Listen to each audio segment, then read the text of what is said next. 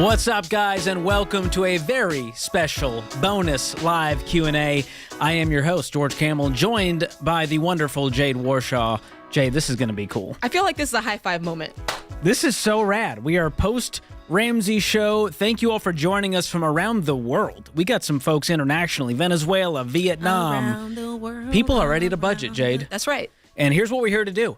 Answer all of your money and budgeting questions, but in a really different way, because we have access to the screen. So you guys are watching visually. We can actually pull up the Every Dollar Budgeting app, which I hope you already have if you're in the U.S., and we can actually show you and answer your problems very tactically. And Bobby from our Every Dollar team, he's running the show. He's the Wizard of Oz behind the scenes. And so it's we're going to always be Bobby back there doing this. It's always Bobby. And so we, Jade, we had a huge live stream called Break the Cycle, and so many of you tuned into that, and we thought we need to answer some questions and behind the scenes and show them what this looks like tactically as they wrestle through this in their budget. So we are here for you. Here's the two ways you can interact with us live right now if you're watching live. You can call in. There's a special phone number. Here it is. Are you writing this down, guys? And it's on the screen below as well. 844-283-9379. You can call in, and our phone screener, Austin, will patch you through, and we'll answer your budgeting question there if you're so brave. And you can also, for the very first time, interact with us with the YouTube chat. And just to prove to you that I'm live right now, I just see hello, Susie from Texas. Way to go, Bobby. They're giving you a shout out. That's great. Joining from Rhode Island. That's wonderful. Hello from the UK. G-Rock said, Jade, your glasses are fly AF. That's true. That's true. That's real talk. I don't know what that means, but thank you. I'm just proving that this is live. So if you have a question, you can also put it in the chat, and our team is going to be pulling some of their favorites. So you don't ask stupid questions, because they're not going to pull that. But if you have a legitimate question, it can be fun. Just don't let it be stupid. You know, don't be trolling us out here, okay? George, let's hit him with the number one more time. Here's the number. If you want to call in, 844-283-9379. That's it. Don't get it twisted. And it's also posted and pinned on the YouTube chat from our Ramsey Show Highlights crew. So that's what we're doing. We're longtime budgeters. That's right. That's right. And we want to help you guys. Yeah, we want you to become a long-term budgeter. If you have any objections as to why you haven't been doing your budget or why it's not working for you, we want to make sure it's working for you. And, you know, sometimes you just need a little help. You need somebody to come alongside. So let's do that. I'm pumped for this. We get more people coming in the chat, Jade. Yeah. This is so wonderful. Iowa, Minnesota, Michigan, Fort Lauderdale, Kentucky, New York, SoCal. Thank you guys so much for joining us. This is that was the ridiculousness I was talking about. What are your views on polygamy? You're in the wrong chat. Like, you're in the wrong one. It's a different YouTube link you clicked on, my friend. We are here building budgets, so we can see you guys in the chats. These are some great, but there's some real questions come in. People are asking, hey, how do we plan expenses to be taken from a fund without busting the balance? These are the kinds of things we want to hit. So we have our first caller, Jade. This is very exciting. Ethan in Evansville. What is going on, Ethan? You there, buddy? You all right? Hello? Yeah. What's up? I thought you were getting emotional. I was like, this is emotional for me, too. We're going to get you through it. How can we help? Hey, so I am trying to, navigate through budgeting and figuring out, where I should be putting and moving money with my small business. All right.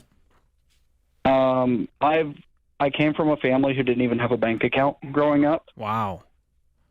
So, yeah, I have, like I said, I'm trying to navigate it. I have no idea what I'm actually doing, aside from making sure that, So let's say you're a first-time budgeter.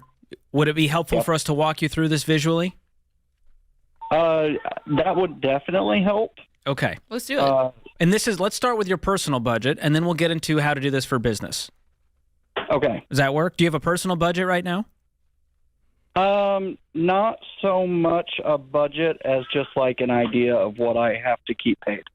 Okay. Yeah, a budget's going to give you a much more tactical plan. So, Bobby, pull up an Every Dollar budget. We're going to start from scratch, Ethan, to show you if you just started using Every Dollar for the very first time. You went to everydollar.com, you created your free account, got started. We're going to pull up this screen and show all of you watching what this looks like. So, it's got my name on it. You got Hello Jade from Rachel. Our friend Rachel Cruz is welcoming you. So we're going to hit Get Started. Nice.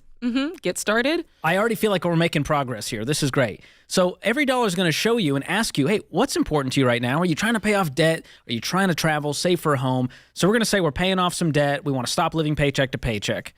Great.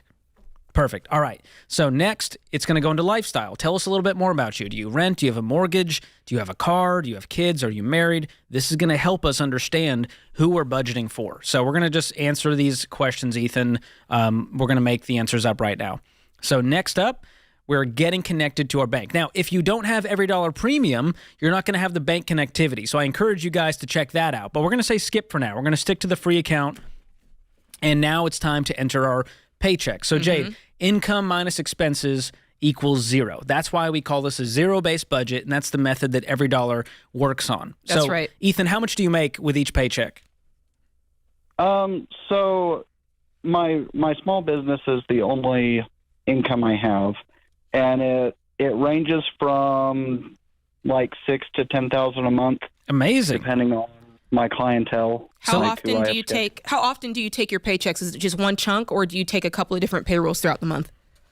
So what I do is right now I'm taking basically everything I get that's not cash goes through my business account. Of course. And then I try to pay what I can with the cash, and then like as we have other bills come up, I just move it from the business account to the personal account and then just pay what we need paid. So let's say you pay yourself $6,000 a month. Is that fair? Okay. Okay. So let's lay that out in the budget. And you say you do this once a month. Okay. So you have one paycheck a month. A lot of people might have two paychecks, so they would list those out separately. It'll help you over time if you can after you do the budget and you really realize how much you need, it'll probably help you to make that payroll kind of a set thing. Like I pay myself $6,000 a month until you see that next big increase, and then maybe you up it to $7,000 or whatever that is, as opposed to it sounds like it's kind of flying by the seat of your pants. If we need it, we take it. If we don't, we don't. But just a little something there to think about. Okay, so Bobby, let's pull up that budget again and let's walk through the next step. So we enter in our income on our Every Dollar budget. The next up is all of our expenses. So that's the other half of the budget. So we're going to start entering in the mortgage or rent, your water bill, your gas bill, electricity bill. We're going to make up some numbers, Ethan, and you can customize to get us through that. this. Like you don't have to use what's there for anybody watching. If you watching. don't have natural gas, just hit the little trash can on the left side. It'll delete it. So it's really easy to customize your budget. But what's nice is you don't have to think about and burn all the brain calories of what is every single category. Our team knows what the basic categories are, and you can always add or subtract to fit your lifestyle. Yeah. So we have our phone bill, we have our insurance bills. And this is important to note, Jade. A lot of people may be looking up this information for the very first time. And they're choosing, it's okay to choose an average of what your electric bill is. We know some of these are variable expenses versus the fixed expense. That's right. Yeah, I think when you're building your budget for the first time, be as detailed as you possibly can be. Like think about where it says down there, Bobby, where it says add item. Be realistic. Like if you know you have something on there that's probably part of your life, like the kids' gymnastics or whatever it is, just be sure to add it, and don't think, oh, I'll add it later, or I don't want to add that yet. Add it so that you can really see a clear picture of what your numbers are, and you're going to thank yourself in the long run. And the nice thing is, Ethan, you only have to do this whole setup one time with Every Dollar. Once you have all of that, you're just going to see your budget after that. So, Bobby, let's go through this, and we have the rest of spending. So we kind of have the other categories. This is beyond your food, shelter, utility, transportation. So now we have gas, groceries, clothing. And George, these are the categories, before I said be detailed, these are the categories where you really want to be realistic, right? Yes. Because these are the ones where we go in and we act like we don't spend what we really spend, right? We're like, groceries, $250. How do you see this, Jade? Because it's not truly aspirational. We're like, I want to spend $100 on food. But it's also not the reality of we've been spending $1,200 on food. Listen, we have to have a goal. I'd rather you start at the reality. Like, I'd rather you go back and look at some statements and see what you've been spending. And then you'll see, because when we finish this, you're going to see if you're either in the green or the red. And I'd rather you see the reality of what you were doing. Then you can kind of go back and go, okay, what changes do I need to make? Because realistically, I can't keep spending $800 a month on takeout. And you'll see that, but it's great to start with your statements first. So this is going to start to show you the reality. So Bobby, as we continue on with our expenses and our budget, Let's pull that up and go to the next step as we create our every dollar budget. So once we finish off these expenses, we are now inside of the budget, Ethan, if you're watching on the live stream. So we have your income of $6,000. We're going to be giving. We have church. We got $600 there. We have savings goals. Do you have any debt currently? So we do have a little bit of debt. What's a little? So I paid off most of our debt last year. I actually sold 4 properties. Wow. And paid almost everything off because I went to school for 3 months. Okay. So What's left? So together we owe $27,000 in student loans. Okay, so let's just say student loans, and about $27,000. $1,000 in medical. How much in medical? About $1,000. Okay. So, Bobby, let's add a debt of $1,000 in medical on there. So this is an important part because as you lay out your budget, you're not done yet if you have debt. We have to add these, and you can select the type of debt, the current balance, and you want to include the minimum payment as well, and the interest rate, just so you can keep up with all the details of your debt. But what's fun, Jade, when it comes to the debt snowball method that we teach, is you get to ignore the interest rate because this is not about the mathematics of how much we're paying in interest. We want to make progress. So, Ethan, the debt snowball says pay off your debts from smallest to largest balance, ignoring the interest rate. So what is your smallest debt right now as far as the actual loan balance? So the smallest debt is, I think, one of the medicals like $300 or $400, and the other one $600 or $700. Awesome. So it would be medical debt number 1, medical debt number 2, student loan number 1, student loan number 2, student loan number 3, and so you would list those all out separately. Don't lump it all into one giant debt because it's probably broken up, right, into a bunch? Right. Okay. Yeah. So you're going to list all of those out on the debt section of your budget, and that's going to now show you if you're on track. Are you under every month where you owe $600, you're in the red, or do you have extra money to throw at your debt? And so that's really going to help show you the reality of your finances, and it may make you go, "Oh boy, we have to cut some expenses. I have to cut that nice gym membership." What is an expense in your life that you think you could cut right now that feels a little bit luxurious?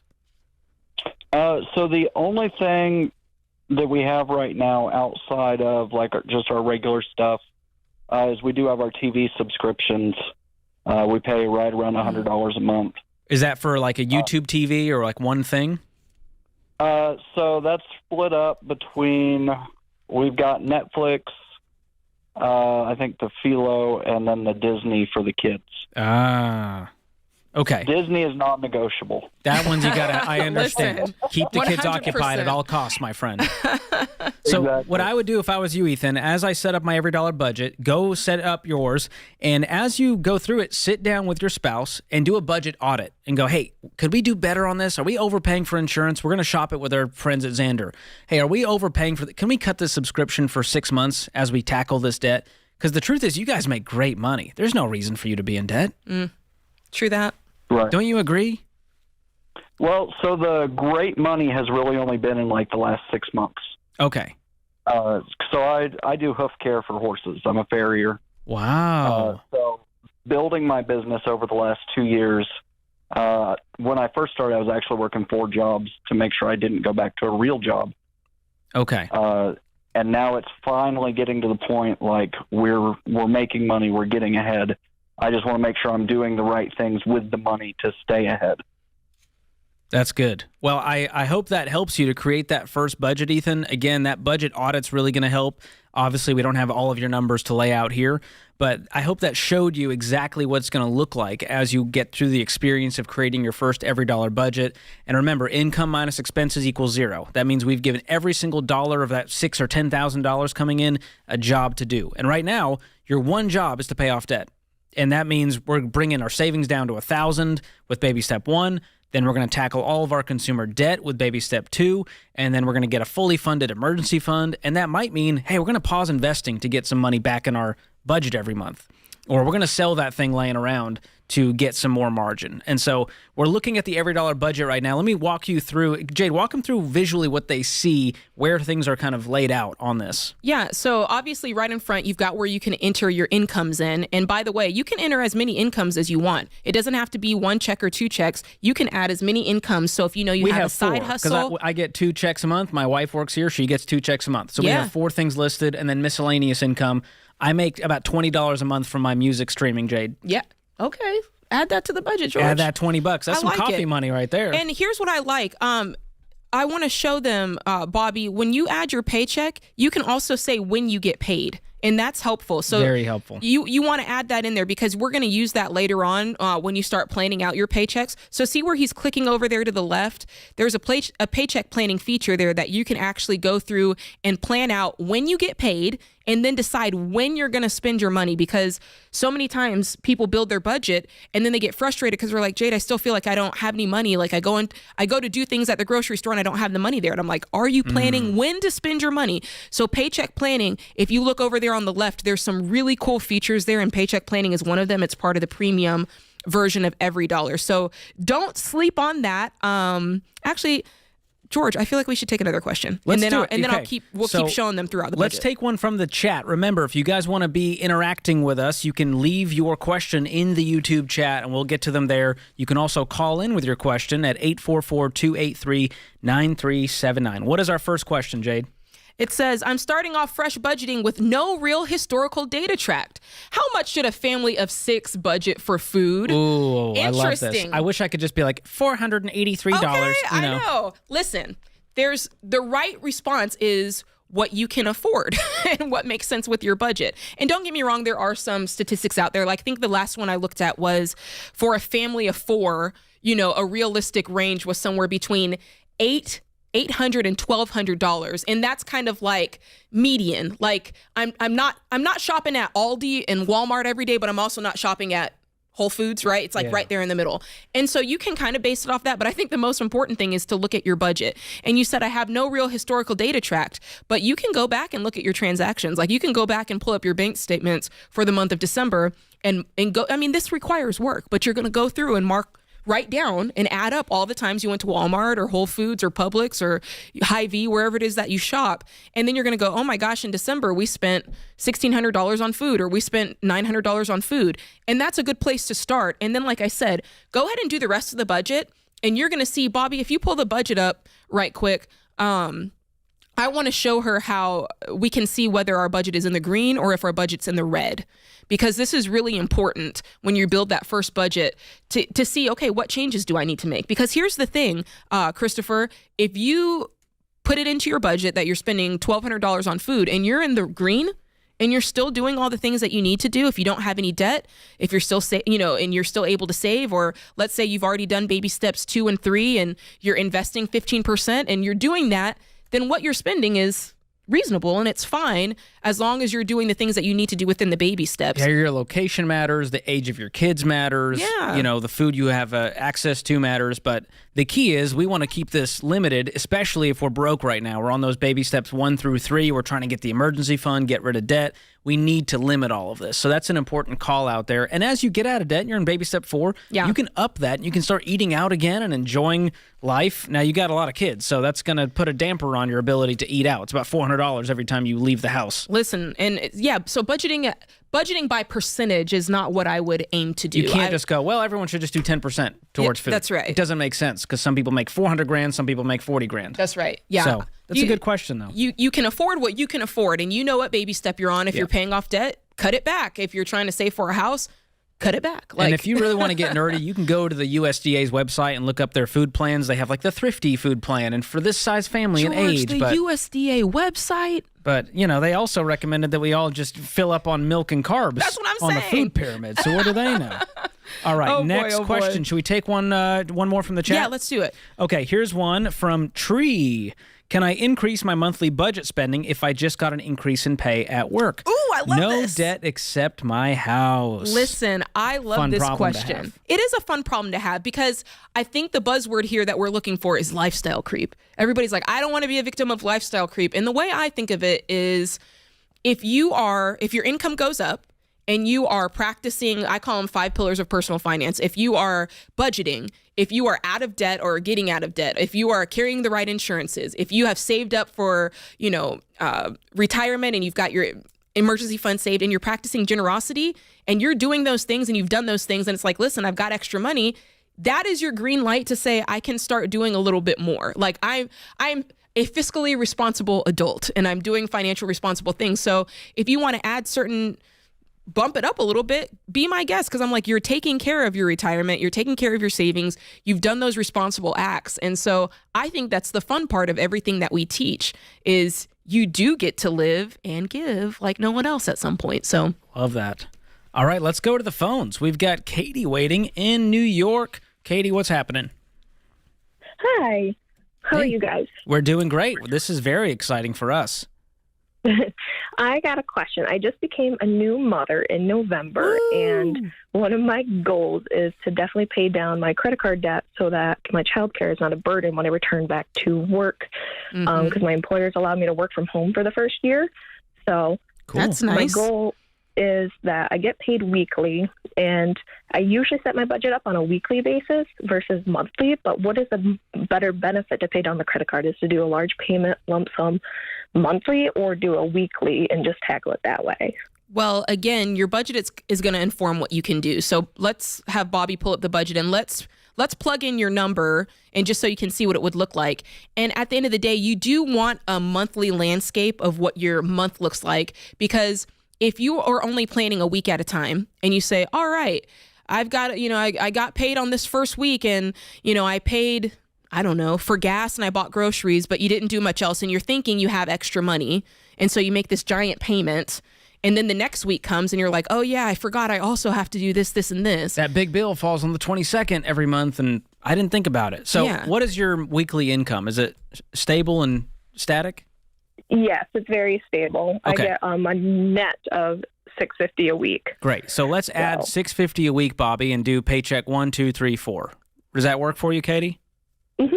Okay. And what you're going to benefit from so much here, Katie, is that paycheck planning tool. Because what you're going to be able to do once you enter all those paychecks in, and then once you fill out the rest of your budget, then you can go back in. And essentially what you're doing at that point is budgeting by week, because you can go through each paycheck and say, okay, I get my first paycheck on the 1st, and then I get my next paycheck on the 10th, and then I get my next one on the 25th, and my final one on the 30th. And you can go through and say, on the 5th, on the 1st, which paycheck, what can I spend until I get paid again? And then when I get paid my second check, what can I spend until I get paid again? And so it's essentially what you're asking for. It's exactly doing that. It's budgeting your money by paycheck, but you're also getting that full month view so that you know what's going on. So Bobby, if you click that, see how it has your paychecks lined up there? Underneath that, whenever you put in all of your line items, you can denote, okay, I want this to go out. Like, Bobby, pick groceries or something. So let's say you've got a line item on there for groceries, and you click it and you're like, all right, I have $100 planned. I want to spend that on my first paycheck. You can plan that for January 1st. Or if you want to split it up and say, I want to do half of it on my January 1st paycheck, and I want to do the other half on my next paycheck, you can split it up like that. So you get to plan it per week. Does that make sense? Yeah, it does. So you're That kind of helps a making little the bit money digitally available, and every dollar is going to show you, hey, you get $100 every week to spend on groceries to add up to $400 a month, and then you'll be able to avoid this risk of overspending, which it's showing us. That's the best part of paycheck planning. It's going to show you, hey, you're going to run out of money before the month is over based on where your bills are at. And so it also helps because you can go, oh, I'm going to call my internet provider and say, hey, can you move this bill a week later? Because I need to make sure I can cover this at the right time every month. So it helps you get a plan for that, Katie, and I highly recommend you check out the paycheck planning feature. That's on the Every Dollar Premium section. And so make sure you check that out. And I'm going to gift that to you for 3 months to check out so that you can actually use it and get a handle on it. And what's cool, Jade... Thank you very much. Yeah, absolutely. Thank you so much for the call. I hope that great. helps. What That I helps love a lot about of paycheck people. planning is one of the biggest problems with people getting started on a budget is them going, yeah, but I can't get out of this cycle where I'm paycheck to paycheck because I'm going to run out of money before that next bill hits. And that's where our team built this feature to help people avoid that problem. Yeah, and the thing is, I want to clarify, it doesn't come with the free version. So if you have the free version and you're on here, you're like, I've never seen that before. It's only on the premium version. But the good news is it doesn't cost that much to get premium. So we it have might be worth it. What's cool is during this live stream, we've got a special deal on Every Dollar Premium, $64.99. You can go to everydollar.com/bonus to check that out. It also has a lot of other features, like we talked about bank connectivity. Yeah. I got to tell you, the problem with budgeting for me was manually tracking transactions was such a grind. And so what's cool, Bobby, if you can go up to the Every Dollar page here, you can see that we have some transactions that came in from our bank. So these are some samples. And so all I need to do on my phone or on the desktop is drag over Shell Gas to the gas category, drag over Chick-fil-A to the eating out category, and then I'm done. And the cool thing is it starts getting smart after a while. Like it'll start suggesting Chick-fil-A and it'll put like restaurants underneath there to kind of tell you, oh, this is probably the restaurant category. So it's just one less thing you have to think about. And you can just click it right there. You don't have to drag and drop it, which I really like on desktop. Yes, I love it. You know, and I'll say, before I had Every Dollar Premium, I did Paycheck Planning on paper. Like I would go out and like try to write down all the dates. It was such a pain in my butt. Yeah. So this is, let me just say, this is good. It's worth it. You want to take a few more questions from the chat? All right. This is fun. We got one from Gloria. Gloria. How do I know how much is enough fun money for myself? Treat yourself. Well, again, guys, this all goes back to your budget. You can filter it through the baby steps. Like, where are you in the baby steps? And that's going to help you see how much fun money you should have. And then, of course, when you do your budget, are you in the red or are you in the green? Because you can't up your fun money if you're in the red. And if you're right at a $0 budget, you might not be able to up your fun money because there's no more money left to spend. So it really is. You want to keep that fun money minimal until you're out of debt with an emergency fund. Then we go from intense to intentional in baby step 4. So this is what my wife and I do. And I want to call out, if you guys have separate bank accounts as a married couple and you Venmo each other, you have a roommate. You don't have a spouse. So combine bank accounts, and guess what? You don't lose your freedom and autonomy and independence as a person. Here's what my wife and I do. She has a line item called Whitney's Fun Money. Yeah. And I have George's Fun Money. And then we just know she can spend that $200 on whatever she wants and get her nails done. And I'm not going to go, what'd you spend money on? Yeah. She said, nope, I got my fun money. Remember, we talked about this. And so it clears up so many potential fights that could happen when you have those line items. And the fun money line item makes the budget fun. And so if you don't have a fun money line item and you've been doing this plan for a while, add it back in. Yes. Okay, budgets can't just be vegetables. We got to have some dessert in there. I like that, George. And if you're married, make it equal. Listen, if you're make it equal, because in my house, Whitney gets more because I'm a man of chivalry. That's something. You know? Listen, if Sam Warshaw tried to ask for more and like be like, listen, yours is 300 and mine is 350, you might not see him again. Dang. I'm just saying, he might disappear. Sam. Called out. Let's take another from the chat. You ready for this one? Yeah. Here we go. Oh, this is a good one from Carla to call out. She said, how do we ask questions without calling? Is there an email? And there is. If you want your question answered on a future live stream or on the Ramsey show, you can always email in your question. Here's the email. Write this down. ask@ramseysolutions.com. ask@ramseysolutions.com, and we can get to it that way. I love this one. Hey, let's look at Matt L. I just glanced at it and I related hard to that question. I think it's a question a lot of folks have. He says, if you buy something on the 30th and it doesn't clear until the 1st or 2nd, which month do you count it against? I love this question. This is like a Common Core math riddle. It's like a train from Phoenix is traveling at 140 miles, Well, a lot of us get paid on like the 15th and the 30th or the 15th and the final month. And the way my husband and I do it, you almost have to count the 30th as the 1st of the next month. Because it's the 30th. Like you can't save all of your monthly bills for the previous month until the 30th. So it really does count towards the next month. And I think that if you approach it that way, it's a lot easier.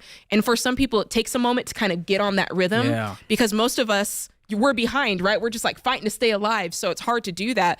But if you can get to the point where you're saying, okay, my first check of the month is on the 30th, and then I spend the stuff on the 30th for that month, I feel like that's a lot easier because then you've got the full chunk of money to spend, and then your second check is the 15th so if you're a first and 15th person. You went to Chick-fil-A on the 30th. It was over a weekend, and the transaction didn't hit the bank and Every Dollar until the 1st. Yeah. So you're saying track that for February 1st. I more mean it instead of back in January. Yeah, and I more mean it for when you get paid. Because a lot of people are like, how do I do that? I'm like, well, if you get paid on the 30th, count that for the 1st. Yeah, he's saying if I buy something on the 30th and doesn't clear, I just do whatever. Yeah, then it's for Every Dollar and my bank shows that it hit on the 1st, I'm going to budget like that transaction happened on the 1st. Oh, really? Because I might have put that one on the previous month. I would have put it on the month that I did it.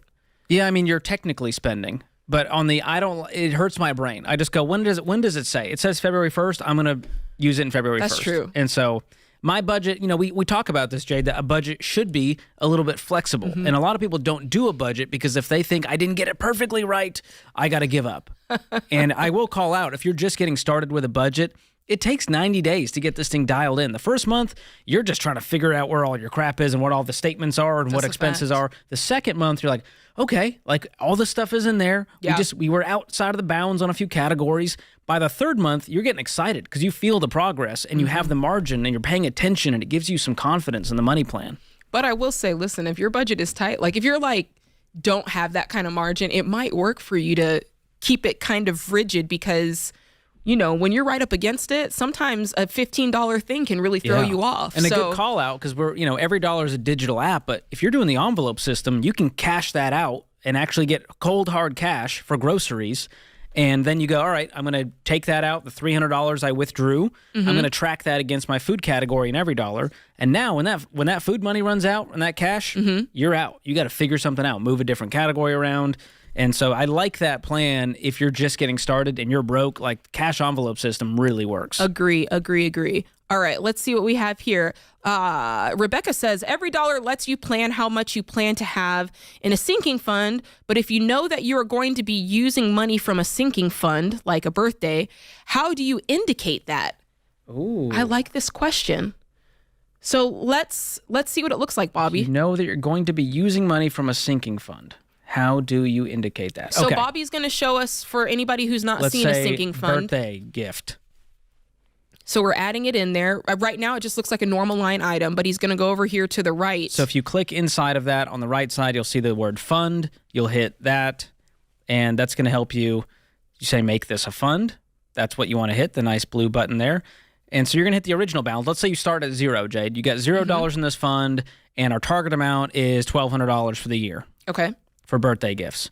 That's so a now nice, we're going to hit that's save. a nice birthday. Listen, we got to go big at the Camel House. All right, so now we have our goal of $1,200. We're starting with zero, and we have 12 months, let's say. Let's make it easy. $100 a month. Okay. You like tracking? It? Yep, I'm with and you. so for this month, we're going to plan $100. And so every dollar is just going to assume that you make good on your word and that you're putting away $100 and it's going to track it with you. And let's just say you're a person who's like, listen, I take my fund money and I move it to another account. You might see the transaction pop in there. For funds, that's the one thing that you don't have to track as a normal transaction. So if you happen to see the transaction where you transferred it over, you can actually just delete that. You don't need it. So let's say she's saying, how do I, if I actually want to use this fund, what happens to it? And so if I'm going to be using this, how do you indicate that? So let's say you actually buy the birthday gift. Well, you can then drag that transaction into that fund category and it'll say, hey, you've got less remaining. So we're going to add an expense. Let's say we spent $50 and where do we spend this money? Birthday place. Yeah, that's where we shop. We spent it on the birthday gift. Great.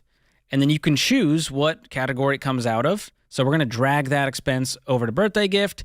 And you see where it said remaining 100? Now it says remaining 50. There you have it. So actually, the remaining is what your balance is, and that should be a reflection of your bank account. That's right. So you spend 50 and you drag that transaction in, that will mark it against the fund. That's a great question. Easy peasy. I love it. Funds are meant to be used. And so what I also love about funds, Jade, is you can mark like the dates, certain dates of when things hit. I love to add notes. So for insurance premiums, I pay annually to save $1.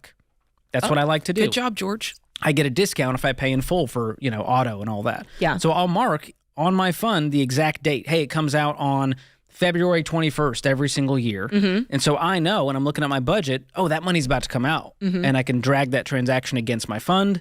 Bada bing, bada boom. Bada bing, bada boom. I like it.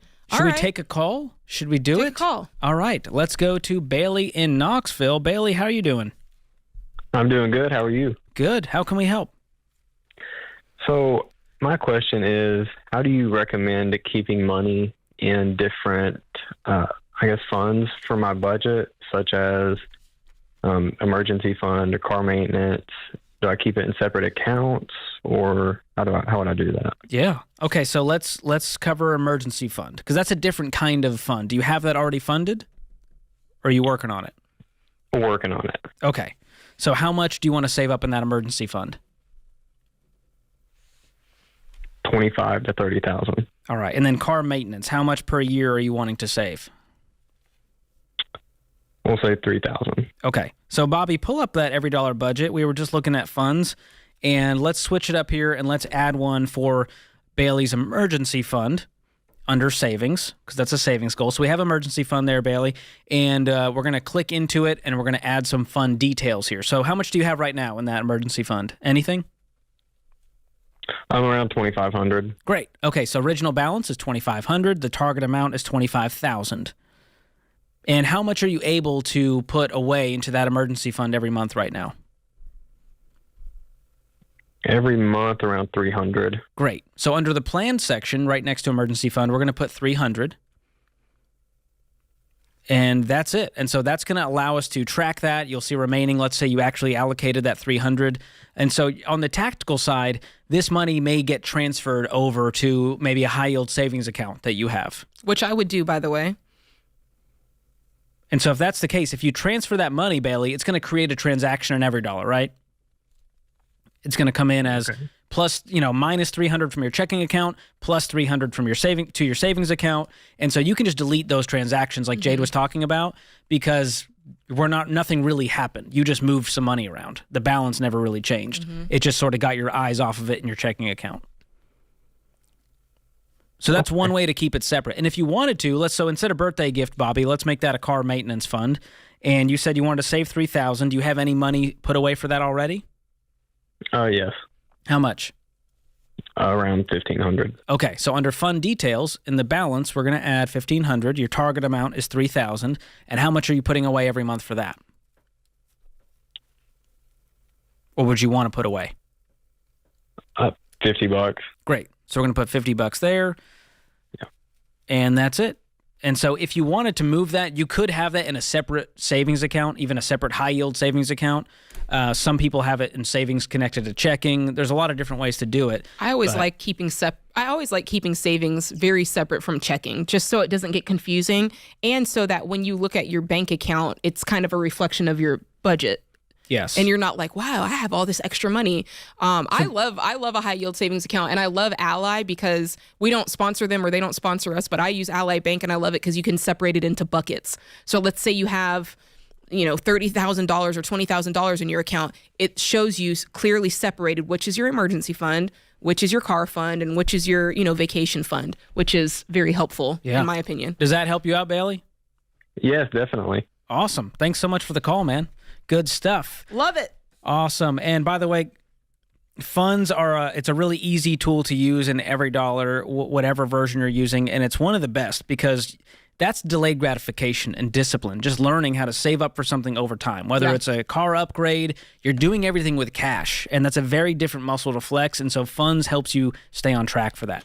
Let's go to the chat and see some questions we have here. Bernadine Lee. I like it. Ooh. She says, how do you track payments that come every 3 months or are annual payments? I'm guessing you're talking about like life insurance or things like that. This is like the funds segment right here, because that's how I treat an annual payment, I create a fund. It depends if it's something that you're saving up for as a fund or if it's something that you just cash flow month to month. Like I think we're separate on this. I just cash flow stuff like that month to month. So if I know, the great thing about budgeting, Bobby, if you pull it up, and I kind of want to show them, Bobby, how easy it is to take your previous month's budget into your next month. So we always teach that you should do a budget every single month because every month is different. Before the month begins. So Bernadine, let's say that you don't have that life insurance payment in January, but actually, Bobby, let's do this. Let's add life insurance to this January budget. And let's pretend you're like, listen, I have life insurance this month. I'm going to add it to my budget, but I know I'm not going to have it again until March, right? It's on there. So let's pretend January is no longer, and now it's February. When you go to February, it's going to copy this month's budget to the next month. Start planning for February, and it'll all be there just the way you left it. And so now it's easy to just go in there and tweak it and say, okay, it's February. I don't have a life insurance payment in February. I can mark that down to 0. And let's pretend that life insurance doesn't come back again until April. Then when April's budget comes, you're copy and pasting it, and you're always going, okay, is it due? And then when it's due, you can just add it right back in there again. So I think that answers your question. And if you're like George, if you're a funds person, then it's kind of just like what we just showed you, where you're adding that fund and that money is stacking up and it's just there when you need it. And again, you're adding it to your budget on the month that it's actually due. Yeah. Yeah, there's a lot of ways to skin that cat. And I find for the bigger the payment's going to be, the more I want to plan ahead for it in case, that paycheck doesn't cover the full amount plus rent plus all the other things happening. But it's a good note that if you've got a spouse, you need to be having a budget meeting before the month begins. That's right. To talk about, hey, what's coming up in February? What happened in January that we can delete from the budget for February? What do we need to add? Oh, we had that Valentine's Day date. All right, let's put that money in and make sure we have that covered. And so there's a lot of things that you just need to be thinking about as far as what upcoming expenses do we have. Holidays, birthdays, whatever the thing is. Yes, very, very good. And by the way, as a reminder, that life insurance category, I never delete it because if you delete it, you might forget about it. But if you just move the amount to zero, then at least the line item is still there to remind you as the months go on. Oh, I think life insurance should be coming up soon. So that's kind of just one way to think about it there. All righty. All right, here's a good one from Tori from the chat, trying to convince someone to use EveryDollar now that Mint is going away. He loves the trending feature that tracks average spending per category to forecast future month planning. Can EveryDollar? Yes, period. Was that easy? Was that easy enough? That's it. Yeah. EveryDollar's got some awesome features, and that's one of them. It'll track all that average spending, and you can have some cool customized reports as well to help you understand your spending habits. So be sure to check all of that out. And a lot of these features you can check out in the premium version. There's some really cool stuff our team has been working on. Financial Roadmap is one of them to help you really dream about those future goals, when you're going to hit certain baby steps, what you can do to accelerate that. So some really good stuff there. Let's go to Sierra on the chat. I'm really struggling to give any percent of our income. Our EveryDollar budget is maxed out due to debt and monthly expenses. What would you advise? I feel guilty for not giving. Ooh. Listen, you shouldn't feel guilty for not giving. This is like a heart issue. This is a heart issue. More this than is financial. This is less of an EveryDollar issue and more of a heart issue. You shouldn't feel guilty for not giving. If you want to give, you got to figure out a way to give if you want to, but you shouldn't feel guilty because you're not. So if that looks like you lowering how much you're putting towards one category so that you can give, that's your prerogative to do that. But the purpose of giving is not to feel guilty if you don't. Because at the end of the day, listen, I'm going to go there right quick. If you're a Christian person, you want to give, God's looking at your heart too. And if he sees what's going on and you see that you're trying, listen, that counts for something. So and what I like don't go is, to bed guilty. When you look at your EveryDollar budget, our team made giving a priority. It's right there under income. Giving is the next category because giving should not be an afterthought. That's right. And I think something is unlocked when you begin to give, whether you're a person of faith or not. That's not what the discussion's about, but there's something really magical when you see giving as a necessary part of your financial plan. We took some calls on the show today, Jade, and this guy had a flat tire. He was great at saving and investing. He was really good at spending, but he was giving nothing. And he felt kind of empty. I could tell on the call, he was like, what am I doing, man? Like, what else is there? I'm like, you got to give or else you're going to have a flat tire. And I've never seen people regret giving. And so I love what Rachel Cruz says about this. Give a little until you can give a lot. I like that. Don't feel guilty about it. Just give what you can.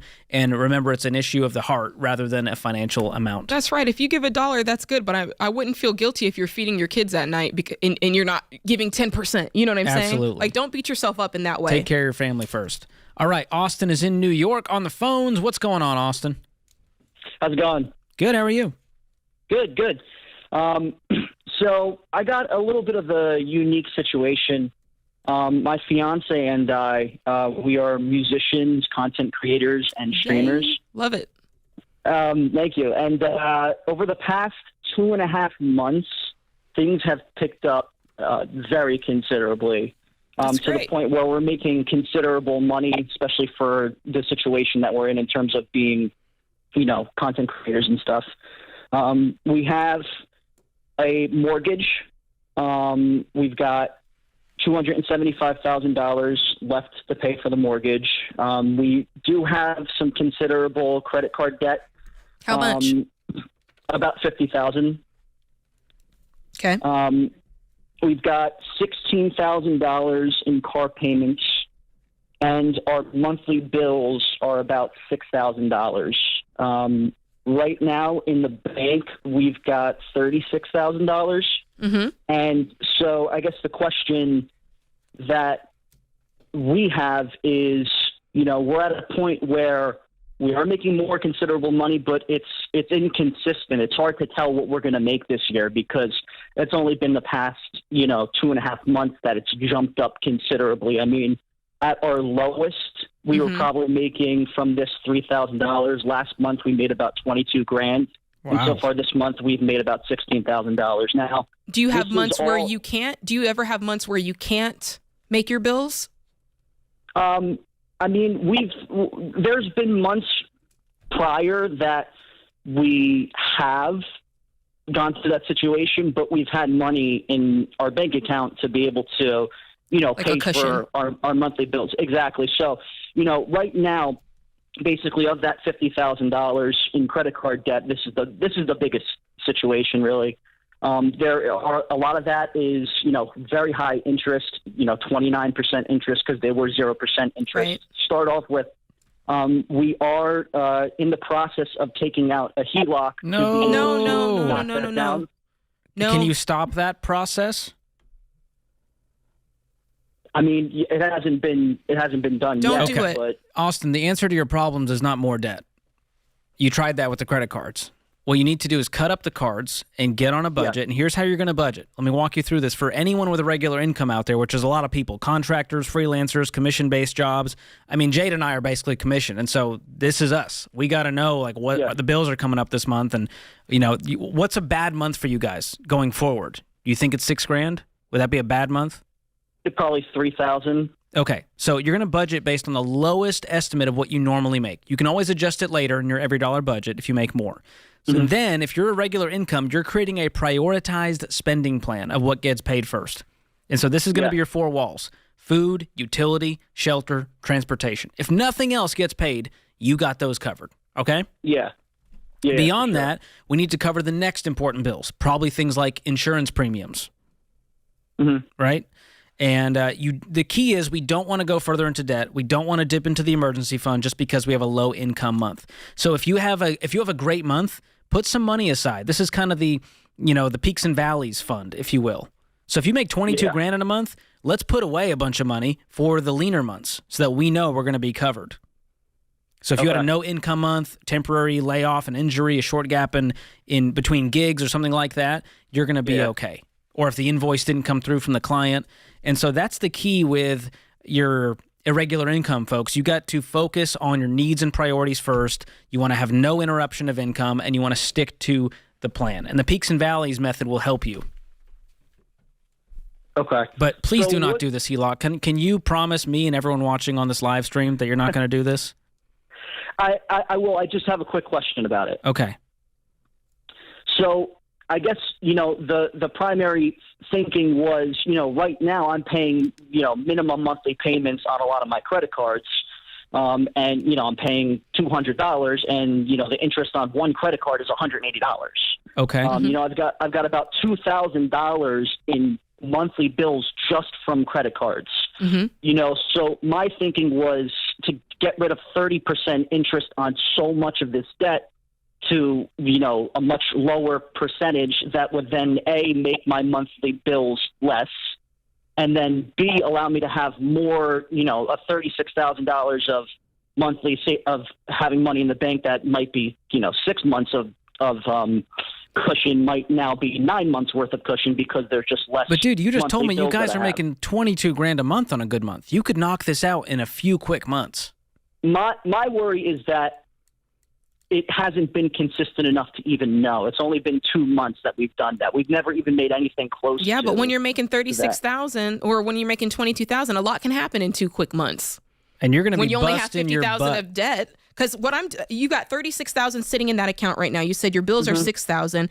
You could pay off the whole car, which is $16,000 today, and put another $8,000 or so towards the credit cards. That's giant, and still keep a little cushion for the next month just in case. That's huge. What are you paying every month to your car? I pay whatever the monthly minimum is. Yeah, what is it? $400. Okay, so if you pay that bill off today, you're freeing up $400 month to month already. So that's how quickly this thing works. Yeah. If I'm you tonight, I'm paying off the car, at the very least. And Austin, go Okay. set all of this up in your every dollar budget and actually lay it all out. It's going to lay out your debt smallest to largest for you. You need to have a real plan of what's happening with all this money, because right now it's just kind of floating out there and you're taking out more debt to cover this debt. And so call into the Ramsey show this week for more help on that. But thank you for the question, and avoid this HELOC at all costs. Let's go to the chat. We got Desiree who's asking, does every dollar premium work if you have two different bank accounts? I have our Social Security going into one bank and retirement going into another. Would I need two premium apps? No. You can set up multiple banks through your one every dollar premium. A lot of people do this. They have their checking connected, their savings connected, a different bank connected. You got accounts all over the place. So every dollar makes it easy. And by the way, it is very secure. I saw some questions in the chat about that. We use the top tier, the same grade security your bank is using. We use that as well. And so you're covered there. We got Bobby, you protected. can we show her anywhere? Yeah, there you go. There we go. So you can search for your bank and click one. And let's say if you have another one, it'll ask you if you want to add any additional ones. So you can do that as many times go as ahead you and need. enter your personal banking info, Bobby. Let's all see it live. There we I'm go. just kidding. I'm kidding, guys. He said nope. He's got jokes. Bank I love of it, Bobby. Nope is what just happened there. That's a great question. Okay, Emma Lynn asked, my husband's starting a new job in sales with only commission. I know in the future we'll base our budget on the lowest income, but how do we plan our first budget with no real idea of the first month?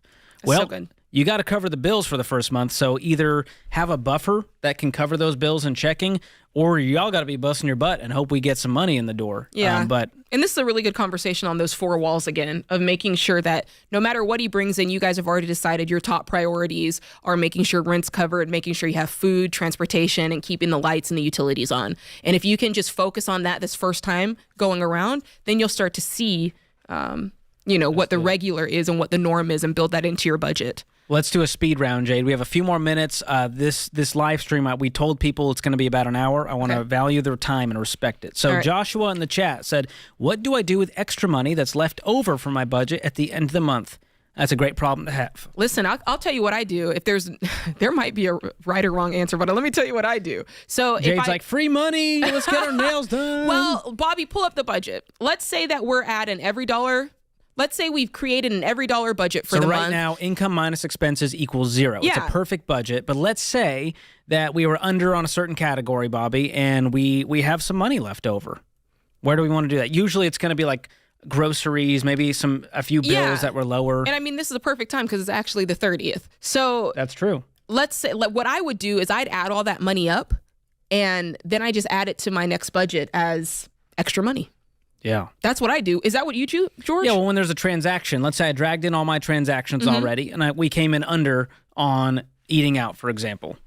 So he's going to add last month. And so let's say it was $75. That's what I do, and then it just feels like income. And because I'm not girl mathing it, all right? I'm not going to go in and be like, well, this is found money. I don't have to budget But this is a Don't reflection girl of your math bank it. account. Because if you didn't spend that money, it's not taken out of your bank account. So we have last month's balance still in there as income that you Yes, can but George, put the toward girl future math, goals. the girl math is math's Girl math hard. says that's $75 to spend at Target. Yes, Getting it that new does. Stanley tumbler and Cosmo Pink. Especially if it's from a category that you already pulled out in cash. Because let's talk about that. If you're a cash envelope person and you pulled out, Bobby, pull it back up again. What do you have budgeted for groceries in January? Let's say you're Bobby eating good. Let's Bobby's see. eating good. Oh, Listen, yeah, $4.50 if you for had groceries. $4.50 and you pulled it out in cash as a That's true. You had cash 50 envelope, left over. and you had 50 left over, do not be like, I'm gonna stuff that in my pocket. That's just a little me time. Don't do that. Add it back to your budget. Deposit it back in the account. Like, keep real track, because especially baby steps 1 through 3, you got priorities. So that's going to go toward that baby step if you have extra money. that's right. And we think that it's a little bit here or there. Oh, it's just $15 or it's just $25. Listen, that adds up month over month, category over category. So do yourself a favor and give yourself all your credit and your money so that you can really spend it wisely. That's a win. Okay, Brandon in the chat says we are on baby step 2 and just found out we're pregnant. Yay! Should we pause our baby step to save up for birth and medical bills? This is a great one. And it might shock some people, but we tell everyone, if you're pregnant, pause the baby steps. Pause the debt snowball. We got to stack up cash until mom and baby are home safe. We call it stork mode. And there's only 2 times to pause the baby steps, storm and stork mode. And storm mode is like you had a big life crisis happen, a layoff, whatever it is, where you need to just stack up cash for a second. Right. And so the same is true with the baby. Until mom and baby are home safe and the medical bills are all covered, then we can unpause. And usually people have a big stack of cash and savings that they throw at the debt, and you get a big win right there. That's great. Yeah, I love that. That's a great one. All right. Last one. Catherine Salvatore. Ooh, I like that name. That's like a vampire. I like it. All right. I'm not a creative cook, and the kids are super picky and gluten-free and dairy-free. Suggestions for saving for food. Absolutely. Ooh, you Listen, chose the right people. I love that. Number one, I'm a proponent for meal planning. You know, a meal plan does for your food what a budget does for your money. So it just gives you a plan. And that way you're shopping for a purpose. Because when you make a meal plan, you're saying, this is what I want to cook for each meal. And then you're only shopping for what you need in order to make those meals happen. And I just find that going into the week with a plan, you're less likely to be like, you know what, tonight's a Chipotle night. You know what I mean? When you go in and have a realistic plan, and it's like, listen, I'm not going to make a 4-course dinner, but I can make sub sandwiches. Like, there's part of that really does help you save money. Yeah. So meal planning is so good, and there's a lot of good sites out there to help find, spark your creativity for good gluten-free and dairy-free recipes, which we eat gluten-free. I try to stay dairy-free. It's how I keep my physique. It's how I fit in skinny jeans, Jade. And so we, shopping at Aldi, instead of getting the name brand gluten-free stuff and eating out, they will upcharge the heck out of you for these kinds of options. So be sure you're meal planning and you're finding out, hey, do the cost per ounce at Costco, or wherever you're buying in bulk, and Aldi. Trader Joe's, if you have one nearby, has some great gluten-free options, but it's going to add to your budget versus subtract if you have dietary restrictions. And so you just got to budget for it and do your best to meal plan. That's great. Love it. Last one. Elizabeth asked, how do I justify purchasing the Every Dollar Premium version if I'm living paycheck to paycheck trying to get out of debt? Ooh, this is a fun one, Jade. It is a It's fun like saying, one. how do I justify, the gym membership? I see it as any other thing that's adding value to your life. That's right. Why would I buy Jade's book for $10 when I'm in debt? I'm like, well, if it's going to help you get out of debt and become a millionaire, I would think it was well worth the purchase. It's going to pay for itself. It's going to make your head spin how fast it's going to pay for itself. Well, and we know that people find the first month of budgeting, they find over $300 just by doing a budget. And so to me, doing the budget is going to save you the $65 for the whole year that you paid for it. And if it helps you pay attention to your money, it helps you get out of debt. We find people following the Ramsey plan in the first 90 days. They have an $8,000 turnaround where they pay off, $5,700, they save up $2,300, and I'm like, and they're paying $99 to go through the class or whatever. And so this is definitely worth your money. If you use the free version, that's great. We want you budgeting, but man, the premium version with all of the transactions coming in from your bank accounts, the paycheck planning, I think there's a lot of value there. And if you can't afford it and that's not a part of your world, we're not mad at you. Listen, you can find 3 things to sell on Facebook Marketplace to get $64.99. That's all I'm saying. That's true. I once sold we can bath justify mats about on any other Facebook purchase. I sold bath mats. Used? Yes. And I sold them for $4 a piece. I just got hives, Jade. Listen, I wasn't the one that bought them. Somebody else bought them. That's their hygiene issue. But I sold those jokers, and I'm telling you, there's something you can sell in order to make this happen if you really want it. That's all I'm saying. I love that. Well, hey, this has been a lot of fun, guys. I hope you enjoyed it. If you did, let us know in the comments if you want to see more things like this, bonus live streams, all of that goodness. And we've got some great resources for you. If you want to learn more about budgeting, our team created a hub at ramseysolutions.com/budgeting. You'll find resources, guides, articles our team has written that will really help you take the next step. If you have technical problems as you're going through Every Dollar, you need help, you can always go to everydollar.com/help and fill out the form. And you've seen that deal we talked about, $64.99 for premium. If you're watching this live stream, go to everydollar.com/bonus to check that out. This has been fun, Jade. This is the first ever, and I'm honored to be a part of it. Fun hanging out with you. Glad you guys joined us. And we will see you soon on The Ramsey Show. We'll be here all week, so call us or email ask@ramseysolutions.com. Shout out to Bobby for helping us out today and the whole Every Dollar team. We love you guys. We'll see you guys soon. Have a good night.